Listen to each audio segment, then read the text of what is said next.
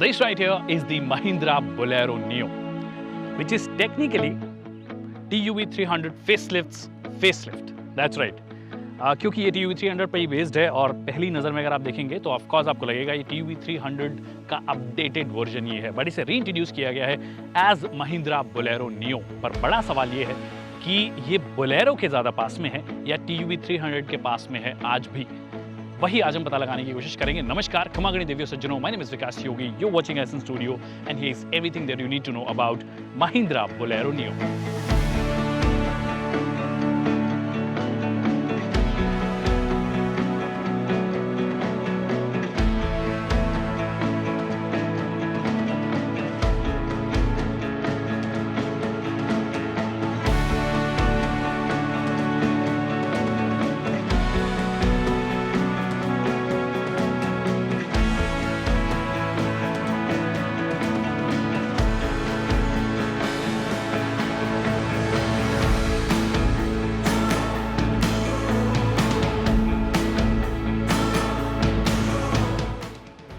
Now what makes the TUV 300 facelift a Bolero या फिर Bolero Neo? ऐसा क्या है जो इसे एक्चुअली Bolero बनाता है? वैसे अगर आप पहली नज़र में देखोगे तो आप को समझ में आ जाएगा कि ये TUV 300 का ही एक अपडेटेड वर्जन है। ये Bolero से कम अभी भी TUV 300 जैसी ही लगती है क्योंकि एसेंशियली TUV 300 ही है। हाँ, एक बदलाव जो आपको फ्रंट में नज़र आएगा या एक दो बदलाव जो नज़र आएंगे जो इसको थोड़ा बहुत बोलेरो के पास में लाते हैं, उसमें सबसे पहले है ये 6 स्लैट आपको ग्रिल मिलती है जिसमें ये क्रोम स्लैट्स आपको यहाँ पे दी गई है। हनीकॉम पैटर्न आपको यहाँ पे नज़र आता है। क्रोम का भरपूर इस्तेमाल आपको स्पेशली ग्रिल में नज़र आता है जो कि इंडियंस को बेहद भाता है, तो शायद यहाँ पर भी पसंद आएगा। हेडलैम्प जो है उसे भी रिवाइज किया गया है और अब LED day time running light भी आपको यहाँ पे दे दी गई है। बाकी टर्न इंडिकेटर्स एक्जैक्टली सेम है, अभी भी हैलोजन हेडलैम्प आपको मिलते हैं वो सेम है। फॉग लैम्प जो है उसे भी थोड़ा बहुत रिवाइज किया गया है, उसकी आप हाउसिंग बोल सकते हो, उसको अलग किया गया है। बम्पर जो है वो भी थोड़ा बहुत जो पुरानी वाली बोलेरो है जो कि अभी ये बेच रहे हैं जो कि ऑन सेल होगी, उसके जैसा यहाँ पे बनाने की कोशिश की है। थोड़ा बहुत एक्स सॉर्ट ऑफ शेप ये बोलते हैं, हालांकि मुझे इसमें एक्स ढूंढने में बहुत ज़्यादा समय लगता है, but x sort of shape इसे बोलते हैं जो कि बोलेरो से आप आइडेंटिफाई करते हैं, वैसा आपको यहाँ पे दिया गया है। अगर आप साइड से इस गाड़ी को देखेंगे तो कंपैरेटिवली TUV 300 के मुकाबले थोड़ी सी ज़्यादा अपराइट लगेगी। उसके पीछे शायद एक दो रीजन हो सकते हैं। नंबर 1, ये क्लैम्पशेल बोनेट जो है जो कि आपको अगेन पुरानी बोलेरो में मिलता है, बट उसका मुझे कंपैरेटिवली ज़्यादा बेहतर लगता है। इनफैक्ट ओवरऑल लुक्स के मामले में मुझे पुरानी बोलेरो अभी भी बेहतर लगती है इस नियो बोलेरो से। बट जो चेंजेस उसके बारे में बात कर लेते हैं। क्लैम्पशेल बोनेट आपको दिया गया है जो कि थोड़ा अपराइट स्टैंड से देख रहा है। यहाँ पर भी जो ये ड्रॉप है ये थोड़ा सा अलग नज़र आ रहा है। उसके अलावा ये जो क्लैडिंग आप देख रहे हो जो कि पूरी बॉडी में फ्लो होती है, ये भी आइकॉनिक बोलेरो एक एलिमेंट है जो कि यहाँ पे देने की कोशिश की है। उसके अलावा काफ़ी स्क्वायर से व्हील आर्चेस आपको दिए गए हैं, ये भी प्लास्टिक क्लैडिंग आपको दी गई है एक SUV स्टैंड देने के लिए। C8 के आपको 15 इंच के टायर्स मिलते हैं, हालांकि प्रोफाइल काफ़ी अच्छा है। 215/75 इसका आपको सेक्शन मिलता है जो कि इसे काफ़ी अच्छा वाइड टायर बनाता है, जो कि मेरे हिसाब से मोस्ट कंडीशंस के लिए बहुत अच्छा होना चाहिए। साइड स्टेप ऑफ कोर्स आपको दिया ही गया है। अगैन बॉडी ऑन फ्रेम है तो चढ़ने में आपको थोड़ी आसानी होगी, और वैसे भी गाड़ी काफ़ी ऊंची है, हालांकि थोड़ा सा कम किया गया है TUV 300 के मुकाबले, बट उसके बाद भी काफ़ी ऊंची है। या फिर इनफैक्ट जो डायमेंशंस में ऊंचाई कम की गई है उसका एक रीज़न शायद से रूफ रेल भी हो सकता है। यहाँ पे रूफ रेल हटा दी गई है, बट ऊंचाई के मामले में मुझे इनफैक्ट ये बराबर ही लग रही है या थोड़ी सी ज़्यादा ही लग रही है। बट रूफ रेल हटा दिए गए हैं जो कि दिए जा सकते थे मेरे हिसाब से थोड़ा और SUV स्टैंड देने के लिए। बाकी ये जो दरवाजे हैं, डोर हैंडल्स जो हैं, बेसिकली इनकी क्वालिटी थोड़ी सी बेहतर हो सकती है। आपको समझ में आ रहा होगा सुन के कि बहुत अच्छी क्वालिटी नहीं है, और ये शायद बॉडी कलर में भी हो सकते थे या क्रोम में दिए जा सकते थे, शायद लोगों को पसंद आते, बट वो पुराना आपको बोलेरो वाला जो लुक मेंटेन करना था शायद उसकी वजह से ये रखा गया है। ओवरवेम जो है वो भी डुअल टोन सॉर्ट ऑफ आपको शेड यहाँ पे दिया गया है। कोई भी टर्न इंडिकेटर यहाँ पे नहीं दिया गया है, यहाँ पे आपको टर्न इंडिकेटर दिया गया है। बाकी C पिलर जो है उसे ब्लैकआउट किया गया है, D पिलर जो है उसको बॉडी कलर में रखा गया है। ये दो चीज़ें आपको यहाँ पे नजर आएंगी। अब अगर आप रेयर से देखते हैं तो रेयर में क्या कुछ आपको नज़र आता है। एक्स शेप का ये स्पेयर व्हील आपको दिया गया है, और ये ऑलरेडी TUV 300 में भी आता था, तो उसके जैसा मुझे बहुत ज़्यादा लग रहा है। जो फेसलिफ्ट वाला है उसके जैसा बहुत ज़्यादा लग रहा है। उसके अलावा अगर कोई चीज़ मेंशन करने वाली हो तो रूफ स्पॉइलर आपको यहाँ पे दिया गया है, स्टॉप लैंप आपको यहाँ पे ऊपर की तरफ दिया गया है। उसके अलावा बोलेरो नियो की जो बैजिंग है या जो ब्रांडिंग है वो यहाँ पे इकलौती एक जगह है जहाँ पे आपको नज़र आती है।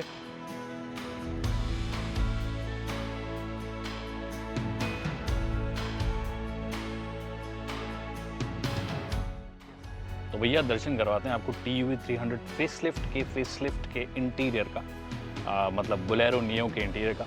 और जैसे आप अंदर आएंगे तो आपको बिल्कुल वैसी ही फीलिंग आएगी जैसा TUV 300 में आती थी, क्योंकि मोरलेस सेम ये रही है। अगर आप TUV 300 फेसलिफ्ट ले चुके हैं, जो कि आई थिंक 1.5-2 साल पहले आया था या 1-1.5 साल पहले आया था, तब उसमें जो चेंजेस किए गए थे वो सारे के सारे आपको यहाँ पर भी मिलने वाले हैं, एक्सेप्ट फॉर 2-3।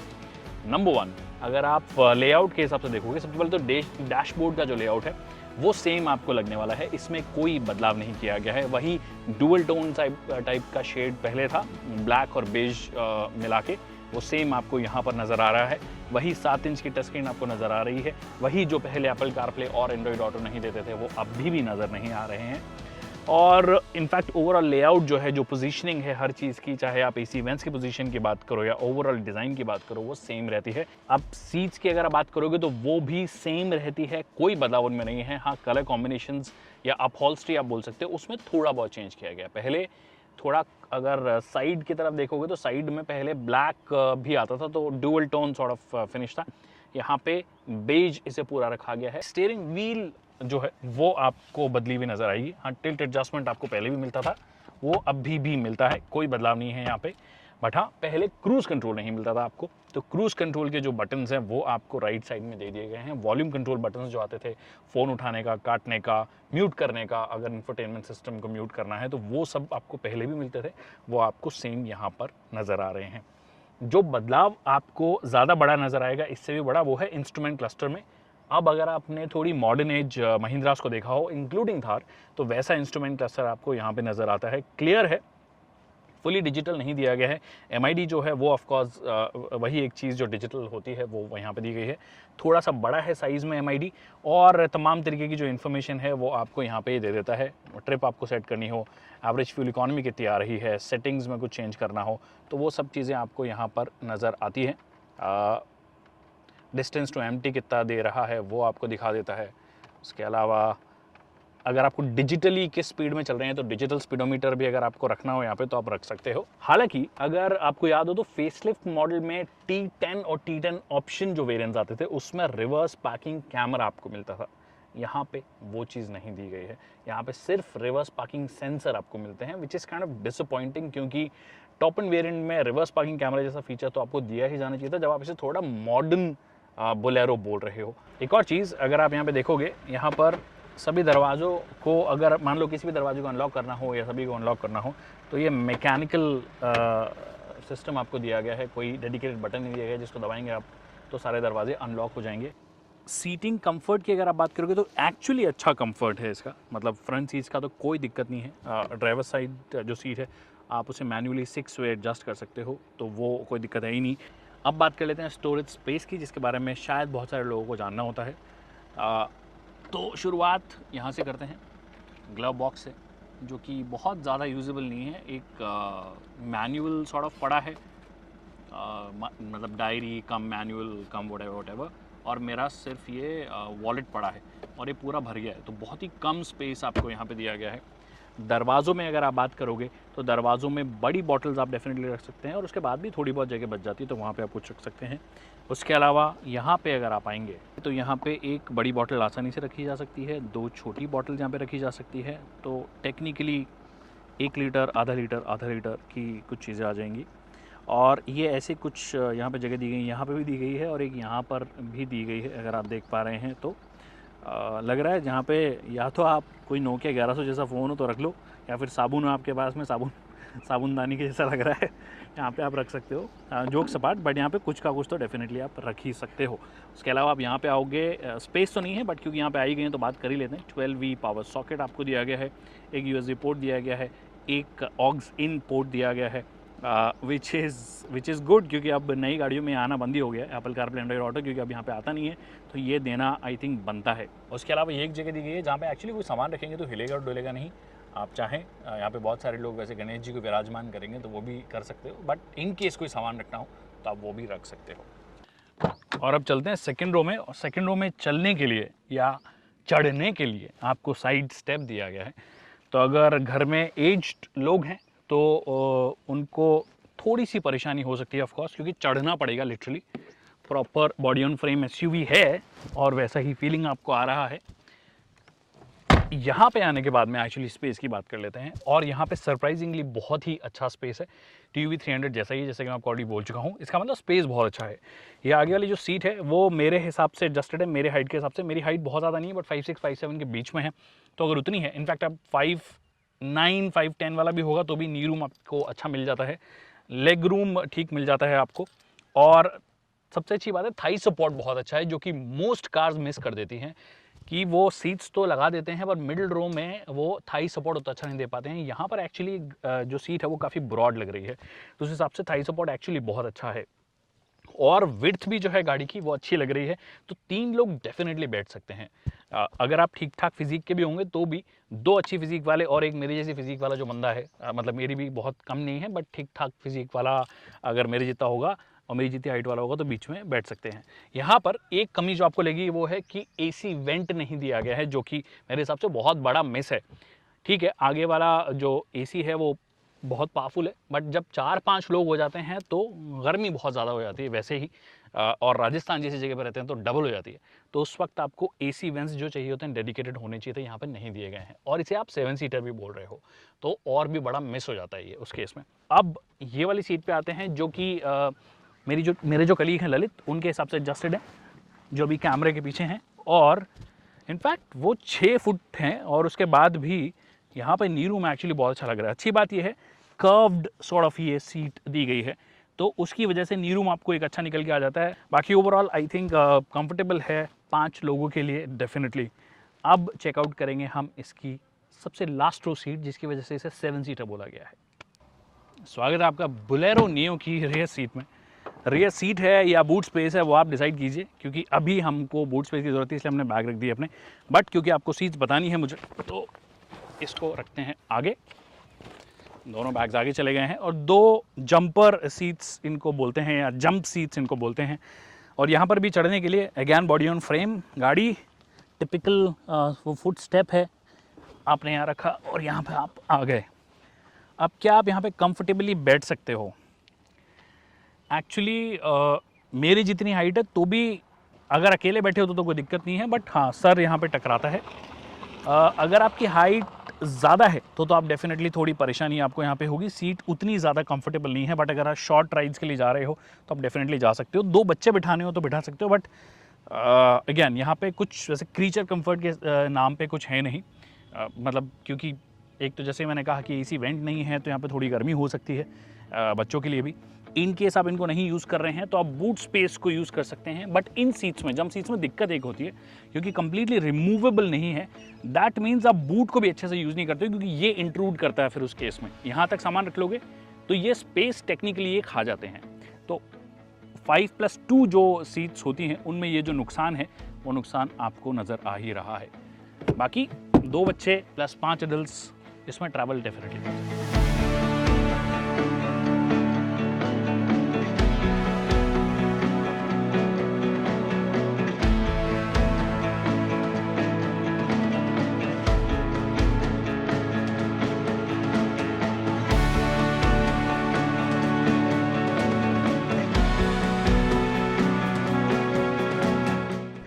ऑलराइट, तो अब बात करते हैं बोलेरो नियो या TUV 300 फेसलिफ्ट के परफॉर्मेंस की बात। कितनी अलग है ये? अगर आप TUV 300 चला रहे हैं ऑलरेडी या आपने कभी चलाई है तो क्या बहुत मैसिव डिफरेंस इनमें आपको नज़र आएगा? एक्चुअली मैसिव डिफरेंस तो आपको नज़र नहीं आएगा अगर आप फेसलिफ्ट मॉडल इसका मतलब ये इस मॉडल से जिस पहले वाला मॉडल अगर आप चला चुके हैं। एग्जैक्टली सेम प्लेटफॉर्म है, सेम चैसी है, मतलब वही बॉडी ऑन फ्रेम ये क्योंकि SUV है। TUV 300 भी सेम 3rd जनरेशन जो स्कॉर्पियो की चैसी थी उसी पे बेस्ड है। उसी पर हमने थार देखी है नई वाली, 3 मॉडल्स हैं जो सेम प्लेटफॉर्म पे बने हैं और TU300 ऑलरेडी इस पे आती थी, तो उस लिहाज से कोई चेंज इसमें आया नहीं है। इंजन की अगर आप बात करोगे तो वो भी एग्जैक्टली सेम है, वही 1.5 लीटर का M-HOK 100 इंजन है। दैट मीन्स 100 bhp की पावर निकालता है, वही पहले भी 100 bhp की पावर निकालता था। और टॉर्क की जहाँ तक बात है तो उसमें इंप्रूवमेंट हुआ है, लगभग 20 न्यूटन मीटर्स का इजाफा आपको देखने को मिलेगा। पहले 240 न्यूटन मीटर्स था, अभी 260 न्यूटन मीटर्स है। टॉर्क के जो बदलाव हुआ है उससे कोई मेजर फ़र्क आपको नज़र आएगा क्या? ऑफकोर्स आपको थोड़ा सा बेहतर ट्रैक्टेबिलिटी नज़र आएगा। आप लोअर RPMs में या इनफैक्ट मिड RPMs में अगर आप देखोगे तो ज़्यादा बेहतर ट्रैक्टेबिलिटी ये ऑफ़र करता है। और एक चीज़ जो मुझे बहुत पसंद आई है ऑफ लेट महिंद्रा के सारे डीजल इंजन्स की, कि वो बहुत ही ज़्यादा साइलेंट है। मतलब इनफैक्ट डीजल इंजन जैसी आवाज़ बहुत ज़्यादा आपको अंदर आती नहीं है, which is a great thing. तो हमने थार में भी देखा है ये, ऑल्दो जब आप गाड़ी के बाहर जाओगे तो ऑफकोर्स ज़्यादा आपको आवाज़ आएगी। जब आप गाड़ी में बैठे हो, गाड़ी चला रहे हो, फॉर एग्जाम्पल मैं अभी रेगुलर रोड्स पर चला रहा हूँ, तो वहाँ पर मुझे बहुत ज़्यादा आवाज़ नहीं आ रही है, बहुत ज़्यादा इरिटेटिंग नहीं लग रहा है, जो कि डीजल इंजन में होता है, स्पेशली अगर वो 3 सिलेंडर हो, क्योंकि ये एक 3 सिलेंडर इंजन है। इनफैक्ट बहुत सारे तो पेट्रोल इंजन जो हैं वो भी काफ़ी नॉइजी होते हैं 3 सिलेंडर के हिसाब से। अगर आप देखोगे तो उस हिसाब से बहुत अच्छे से इन्होंने मैनेज किया है। अब like I said, engine same है, तो ओवरऑल बिहेवियर की अगर आप बात करोगे तो बहुत ज़्यादा डिफरेंस आपको नज़र नहीं आएगा। मुझे मोर लेस सेम ही लग रहा है ये चलाने के अंदर। जैसे कि मैंने कहा, हल्का सा मुझे ट्रैक्टेबिलिटी में इंप्रूवमेंट डेफिनेटली नज़र आ रहा है।